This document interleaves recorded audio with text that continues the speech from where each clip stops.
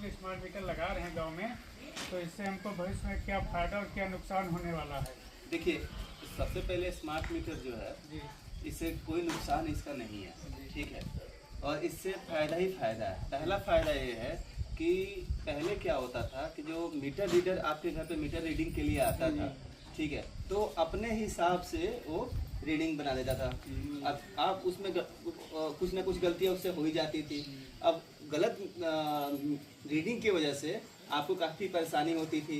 कई दफ़े बिजली घर आपको जाना पड़ता था उसमें सुधार के लिए। बिल ज़्यादा आ जाता था। हाँ, बिल ज़्यादा आ जाता था, ठीक है।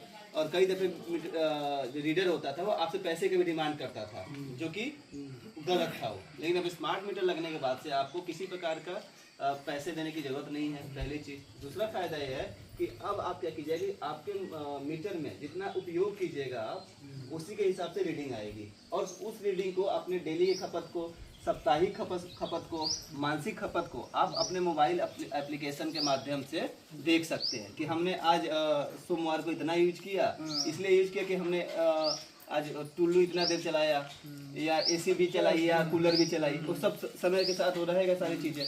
इसके बाद आप उस खपत को अपने हिसाब से निगरानी करने के बाद उस पर कंट्रोल आप खुद से पा सकते हैं कि नहीं भाई, हमको इस समय इस चीज़ को कम करना है, ठीक है। इसके अलावा भविष्य में अगर आप सोलर पैनल लगवाते हैं तो इसके लिए आपको अलग से नेट मीटर लगाने की जरूरत नहीं पड़ेगी।